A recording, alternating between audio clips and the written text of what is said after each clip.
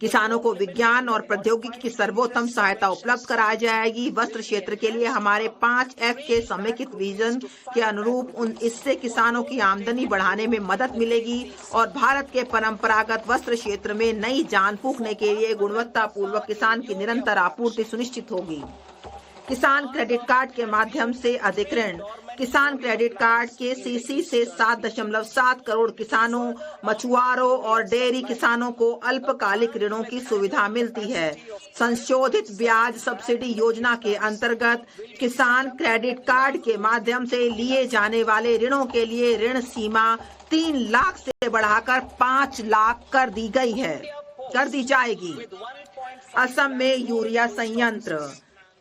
Urea उत्पादन में आत्मनिर्भरता के लिए हमारी सरकार ने पूर्वी क्षेत्र में निष्क्रिय पड़े 3 यूरिया संयंत्रों में उत्पादन पुनः आरंभ किया है।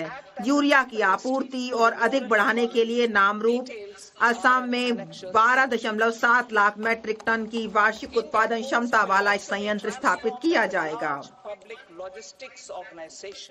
1.5 लाख ग्रामीण डाकघर वाले भारतीय डाक को भारतीय डाक पेमेंट बैंक और 2.4 लाख डाक सेवकों के विशाल नेटवर्क की सहायता से ग्रामीण अर्थव्यवस्था के उत्प्रेरक के रूप में कार्य करने के लिए तैयार किया जाएगा।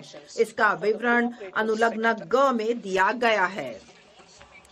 भारतीय डाक को विशाल सार्वजनिक लॉजिस्टिक संगठन के रूप में बदला जाएगा। इससे विश्वकर्माओं, नए उद्यमियों, महिलाओं, स्व सहायता समूहों, सूक्ष्म, लघु और मध्यम उद्यमों तथा बड़े कारोबारी संगठनों की बढ़ती आवश्यकताओं की पूर्ति होगी।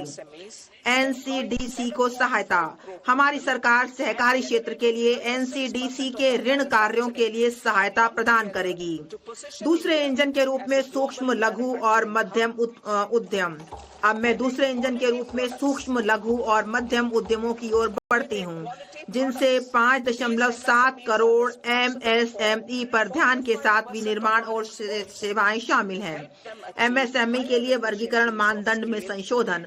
वर्तमान में 7.5 करोड़ लोगों को रोजगार देने वाले और हमारे विनिर्माण में 36% का योगदान करने वाले 1 करोड़ से अधिक पंजीकृत MSME मिलकर भारत को वैश्विक विनिर्माण केंद्र बनाने के प्रयास कर रहे हैं। ये MSME अपने गुणवत्तापूर्ण उत्पादकों के साथ हमारे निर्यात में 45% योगदान कर रहे हैं। MSME को अधिक व्यापक पैमाने पर दक्षता, प्रौद्योगिकीय उन्नयन और पूंजी तक बेहतर पहुंच की सुविधा पाने में उनकी सहायता करने के उद्देश्य से सभी MSME के लिए वर्गीकरण से संबंधित निवेश और कारोबार की सीमाओं को क्रमशः 2.5 और 2 गुना तक बढ़ाया जाएगा। इससे उन्हें बड़े उद्यम बनने और हमारे युवाओं के लिए रोजगार सृजित करने का आत्मविश्वास प्राप्त होगा।